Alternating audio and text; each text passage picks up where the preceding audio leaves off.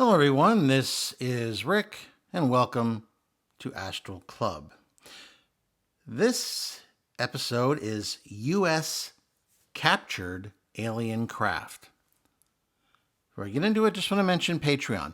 If you'd like to support the channel on Patreon, you can do so. When you become a member of Astral Club on Patreon, you get advanced commercial-free episodes on Sunday, a library of downloaded episodes for your podcast app, and a Patreon email where we can talk back and forth. And if you're interested, there is a link in the description. Next up, private lessons. If you'd like a private lesson to learn how to astral project, answer your questions, share your sensitive experiences, whether it's aliens or astral projections or lucid dreams or what have you, I can certainly help you and work with you to achieve astral projection.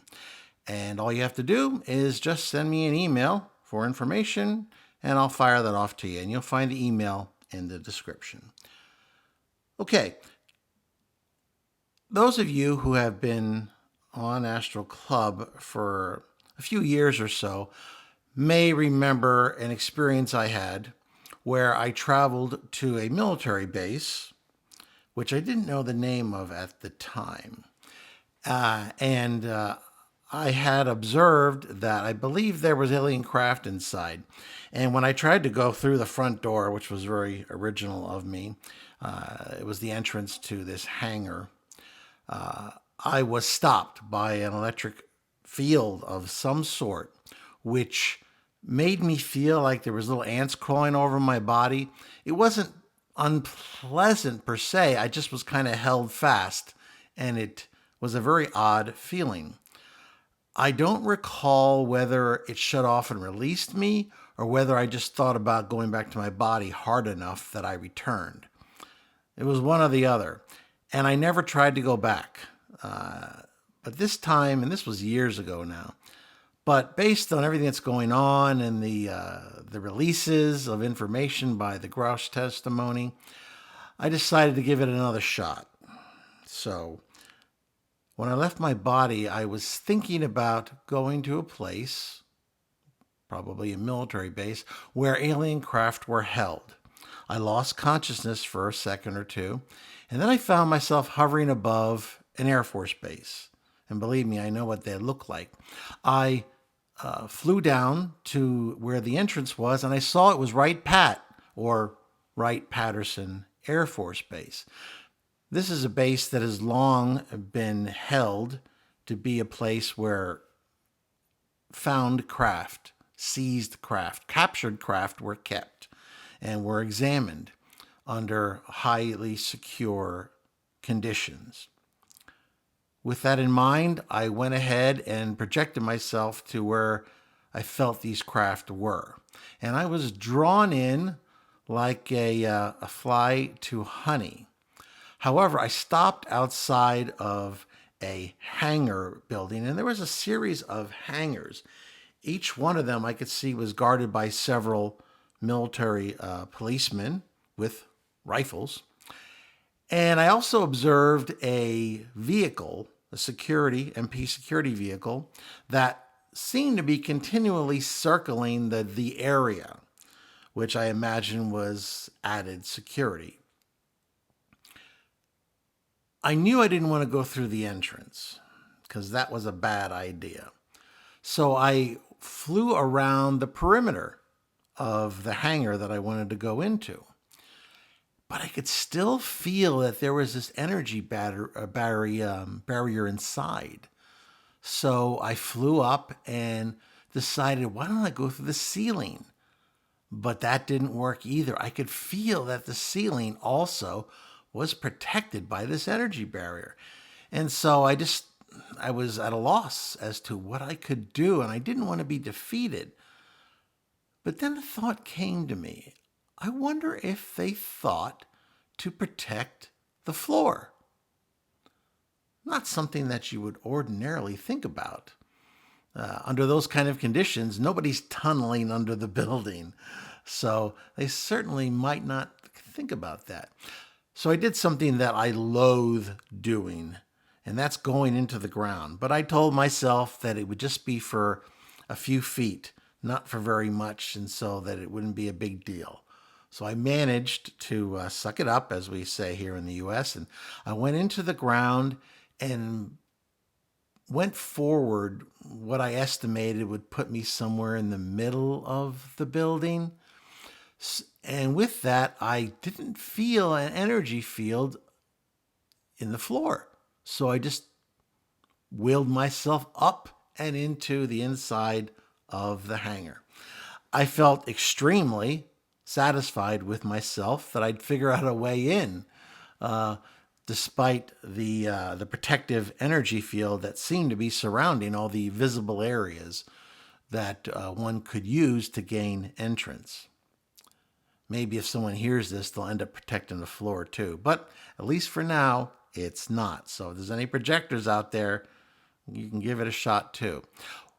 When I emerged in the building, I found it wasn't a beehive of activity, but there seemed to be work going on with 3 different craft.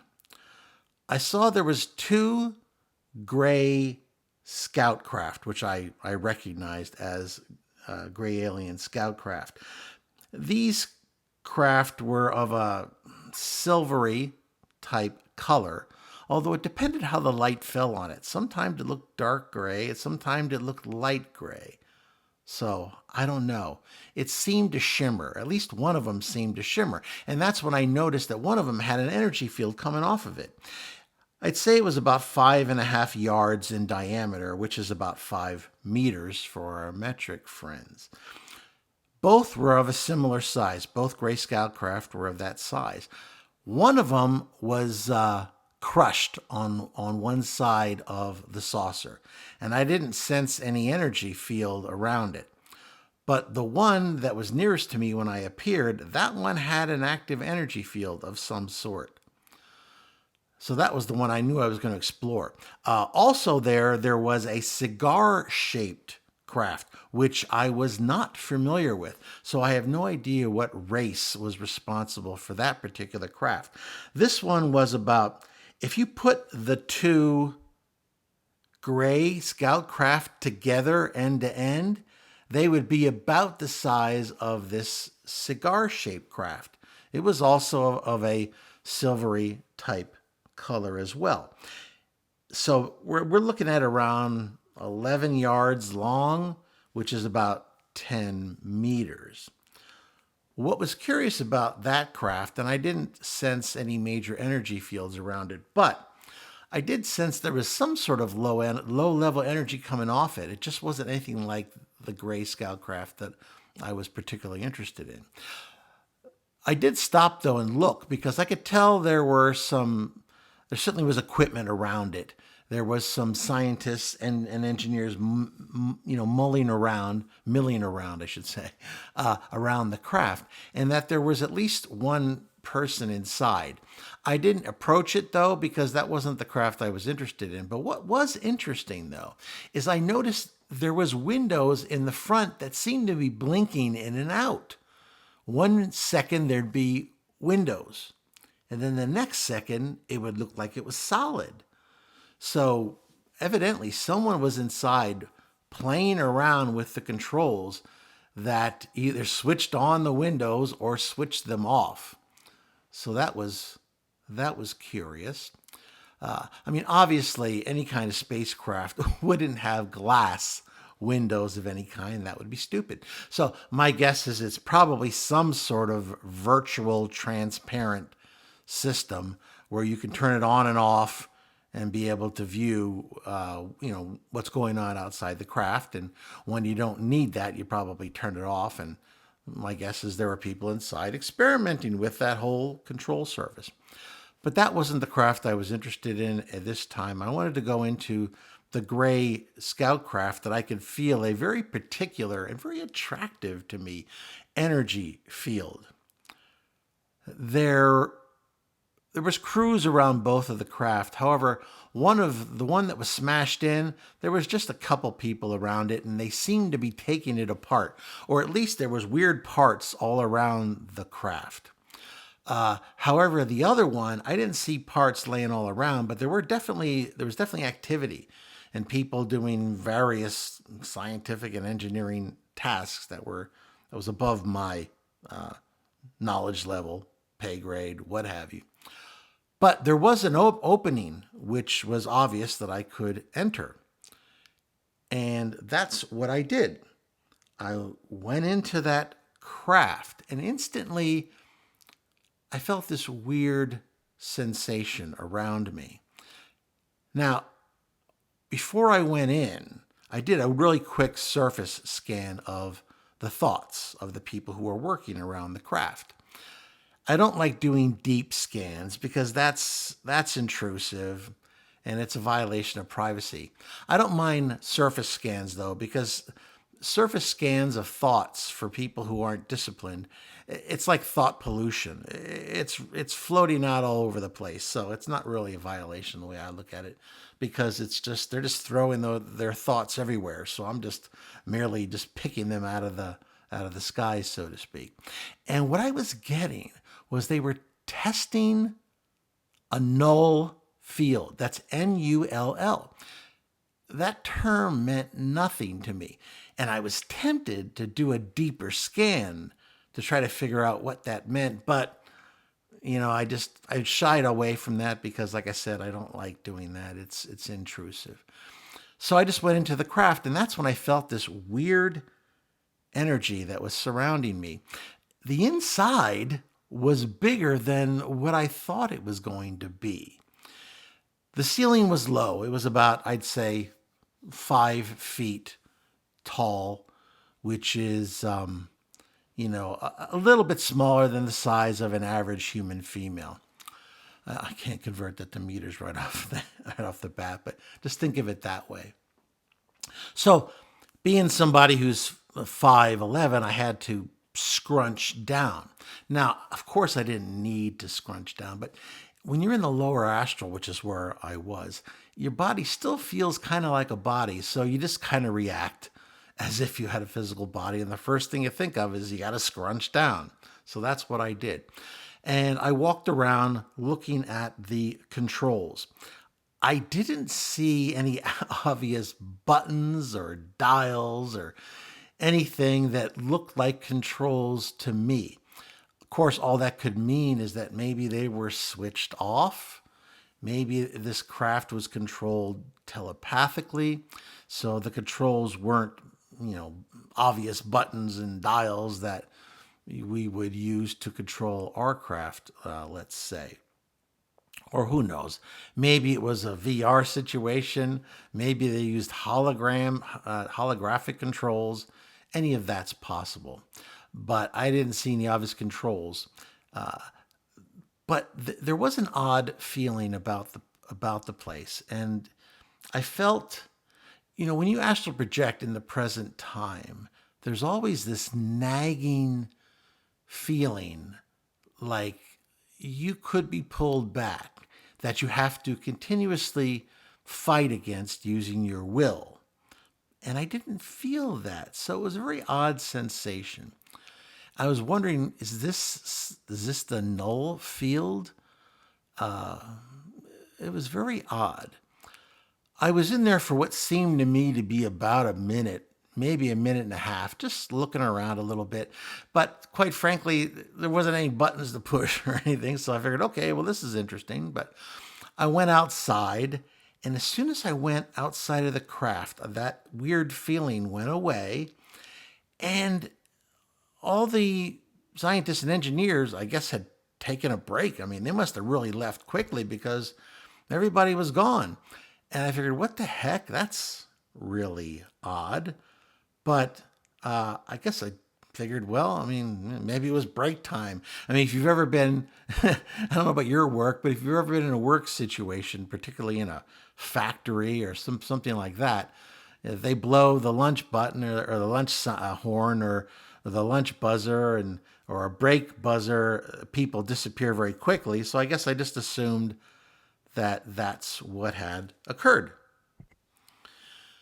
Before I decided to return to my body, I went over and kind of took a look at the the scout craft, the gray scout craft that had kind of been crushed in on the side.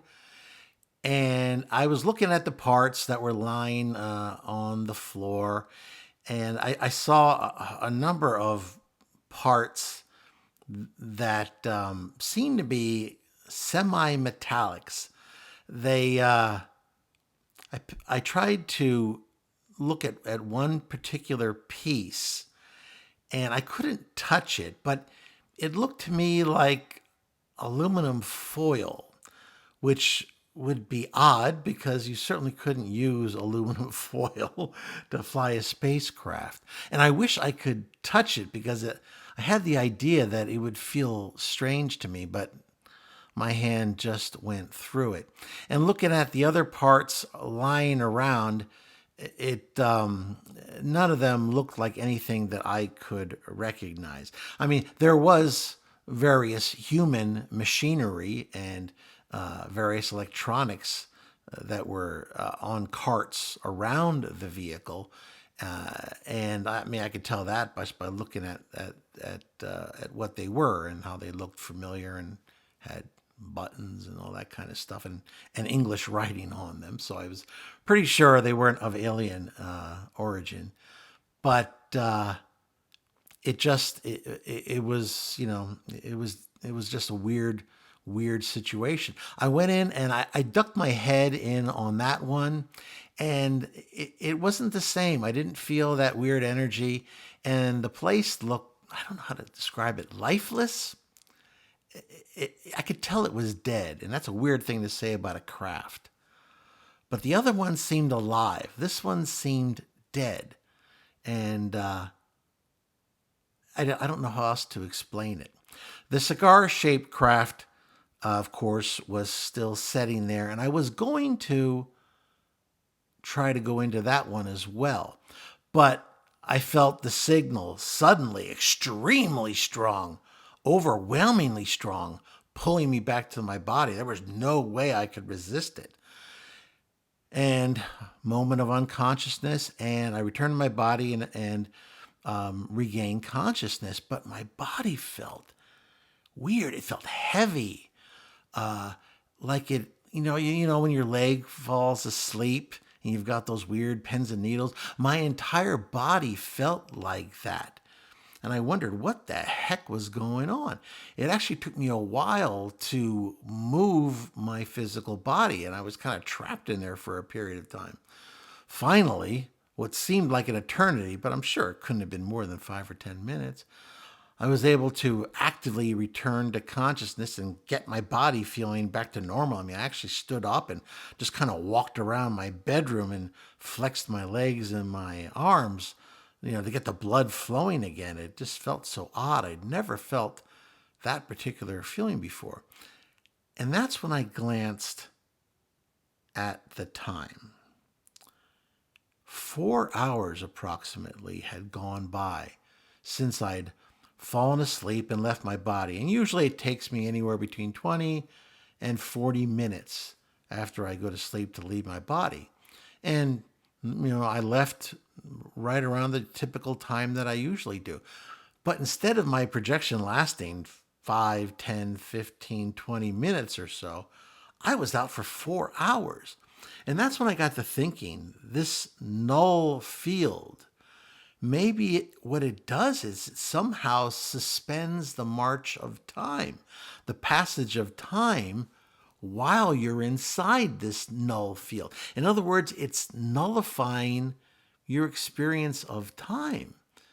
That would be a very interesting ability. I mean, imagine traveling in a craft and doing some sort of a journey that feels to you like maybe a few days, and instead months have gone by in the outside world. How useful would that be?